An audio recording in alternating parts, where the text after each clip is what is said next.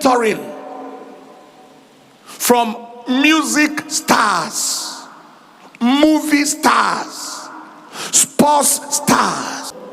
Michael Jackson still has followership in millions that listen to his music every month, in millions.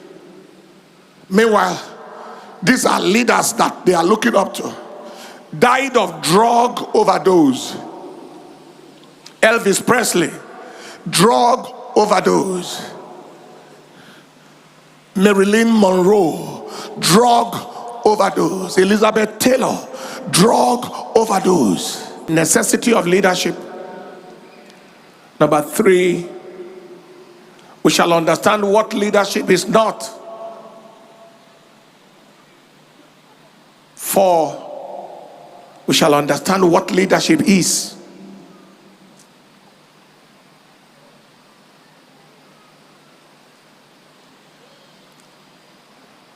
5, we shall see pillars of leadership. We might not finish all of that tonight, but that is how we are going to go.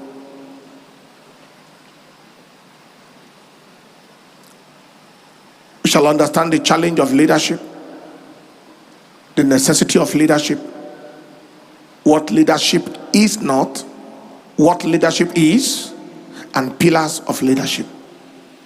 We shall understand all of that. Now, very, very quickly, I was going to Uganda for a program, and I wrote throughout the flight from here to Uganda. I didn't blink. I just wrote throughout from the beginning to the end of the flight. Unknown to me, I was actually writing ahead for the convention. And that is where we are. Now, there are 2 dimensions of kingship, which is what we are dealing with. 2 dimensions. The first dimension is a dimension of rulership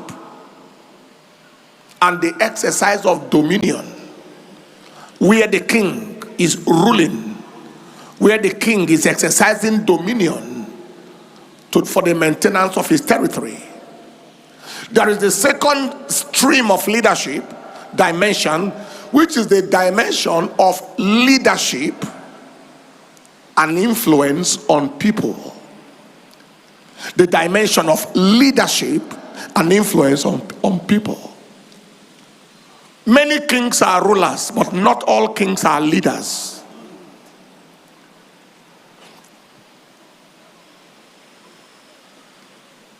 The first dimension is like the dimension of the toughness of kingship, which is a rulership dimension.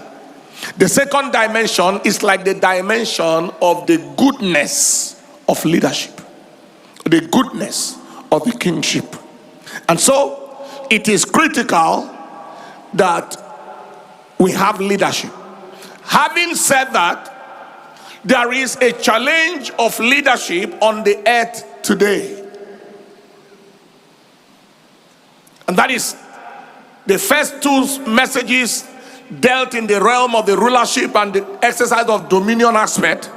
The next 1 or 2 messages will be dealing extensively on the dimension of leadership. Now, there is a leadership crisis in the world today. There is a global crisis of leadership. And I am going to give about 6 to 7 instances where we see the effect of this leadership crisis. People in position are plenty. People in several offices are plenty, but leaders are few. And now, instance number 1 is the instance of children growing up without proper parenting or quality leadership. Children growing up without proper parenting or quality leadership. The statistics shows that 75% of inmates in prisons came out of a single parent home or a broken home. 75%. Children growing up without proper parenting or quality leadership. 75, think about that, 75%. The second instance are girl children who are not thinking about marriage because of the lack of a proper father or husband picture. Girl children are growing up today, a couple of them, who are not thinking of marriage because, in fact, they are afraid of stepping into marriage because the husband to their mother and the father figure that they had growing up was a disaster. And I am talking about what I have experienced and seen. I've talked to young children, girl children, and they say, I'm not married, I'm not thinking of getting married. I don't have to get married. Marriage is not necessary. I can succeed without being married.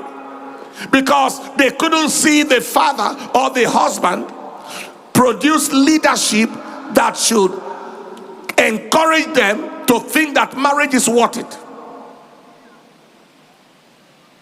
Third instance are young men who have not received mentoring, discipleship, or fathering from their fathers. Young men who have not been discipled, have not been mentored, have not been fathered by their father. They haven't seen the father or the leader in their father. So there is something I'm calling a fatherhood failure cycle. The fatherhood failure cycle. So this young man was not fathered well by his father. So he transmits the same to the next generation. The kind of lack of fathering he didn't have and the badness of treatment he received, he pours it on his children. And then the children move to the next generation with that kind of example. Am I communicating at all? Some of these children who have experienced this lack of fathering, that nobody, the father is there, but it was as if, it was better the father wasn't there. I know of people who consider themselves orphans, even though their father is alive. I know of people who conclude that they are orphans, but the father is alive. So if the father died, it doesn't make any difference. In their heart, there is nothing died. Some of these children, especially in the places where cultism is very rife, they find a father figure in a cult figure, a capun, a head of cultism. They rallies them around, and he becomes their father, the head of a gang. And then disasters happen, and this failure continues to be perpetrated. What I'm saying tonight, that's why I said I'm about to say some serious things tonight, and I want us to take it very, very serious. So we have this fathering failure cycle continuing. The fourth instance here is wealthy and successful people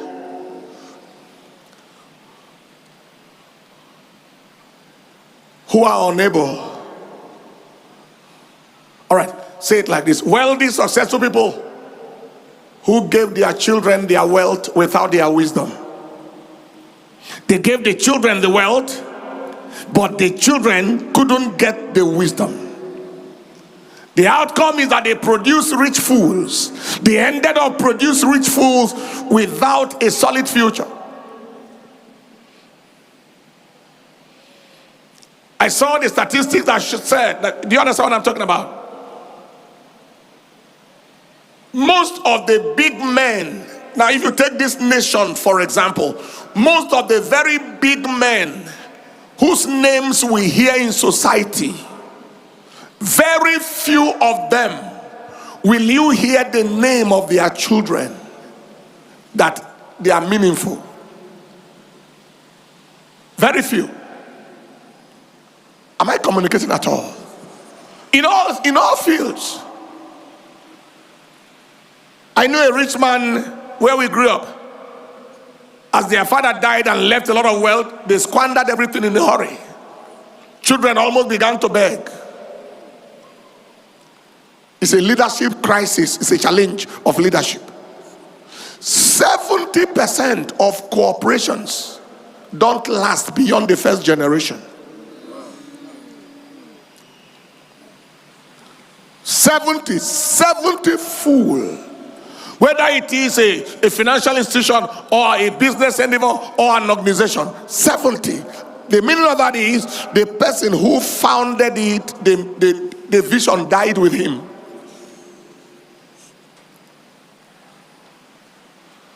This includes church ministries, where you have, there used to be a great move of God here, but it never lasted. It didn't outlast the founder. It's a leadership challenge and a leadership crisis. God put you in position. He put you somewhere, and we're unable to perpetuate it to the next generation. We have well-known corporations in the earth today that disappeared. Gucci brand lasted for about 3 generations, and because of crisis in the family and leadership issues, it almost crashed until outsiders came and took it up and upheld it. That was what saved it. Gucci. There is a bank called Medici that existed, but after a short while, it was a family set up by a family. After a short while, it disappeared completely. Why?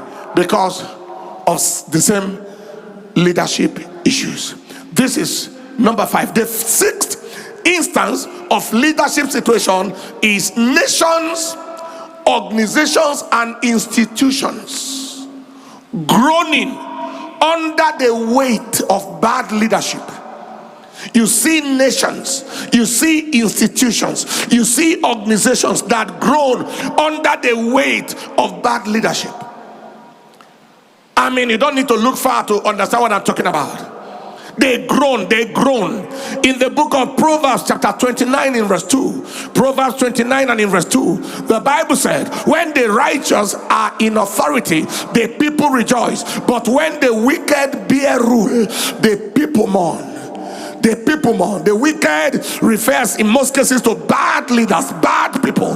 The people groan under the weight of bad leadership. That is the gross mismanagement of people, the gross mismanagement of resources, the gross mismanagement of human resources, financial resources, intellectual resources. The man is sitting on top of the nation, sitting on top of the organization, sitting on top of the institution, and everything is running down under him. Everything is going down because he lacks leadership capacity.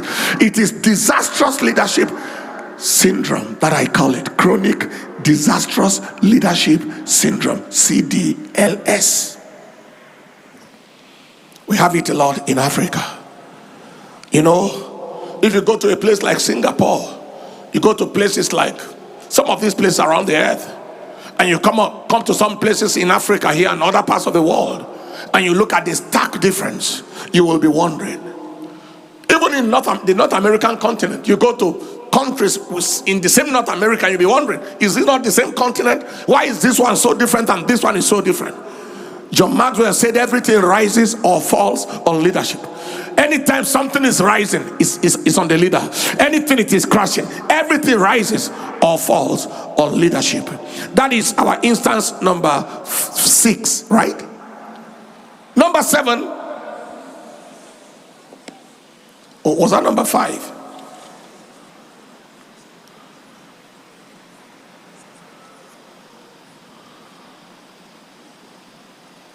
All right, that was number 5. All right, number 6 is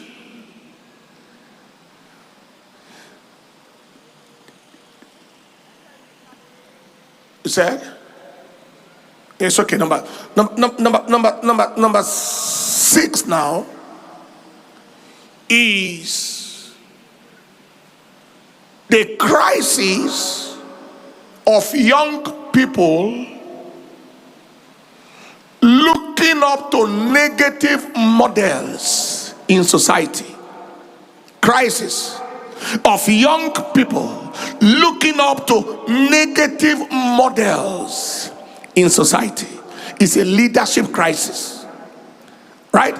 You see a lot of young people receiving mentoring from music stars, movie stars, sports stars. Some of them may be perverse in their lifestyle, like many, on drugs, perverse lifestyle, like gay, like lesbianism, with an ungodly mindset. You see,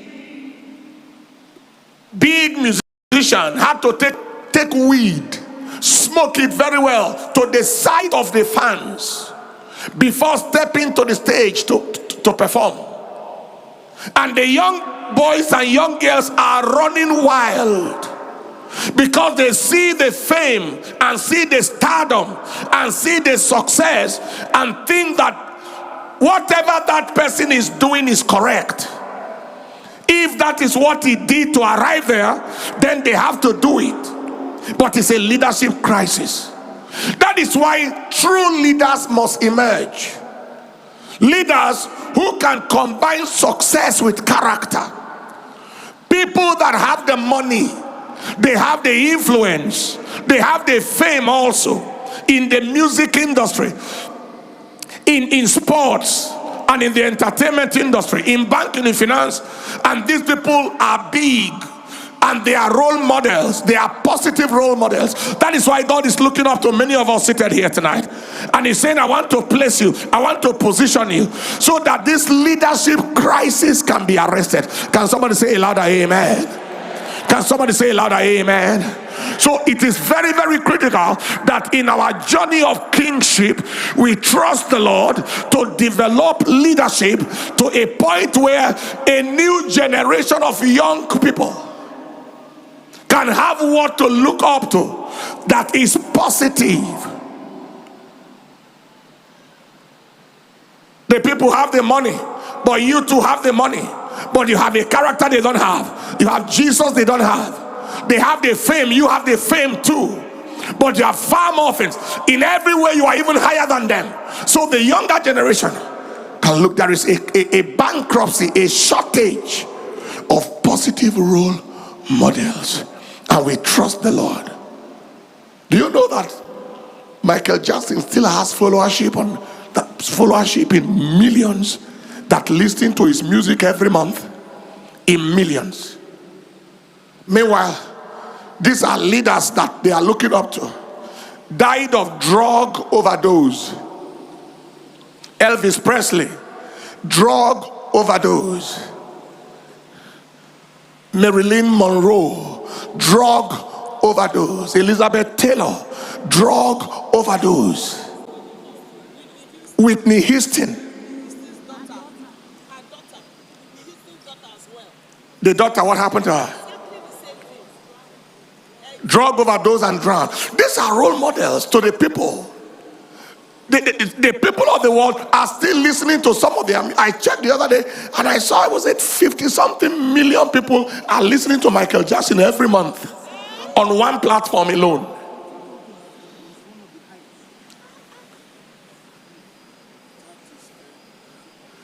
Are you hearing what I'm saying here today?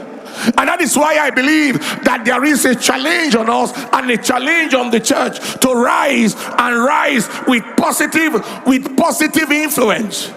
We are duty bound to succeed in the right way, to succeed with character. We are duty bound to succeed. We are duty bound, pastors, to position people, to raise a generation of people that are up there in society, and they are up in politics, in music, in every realm.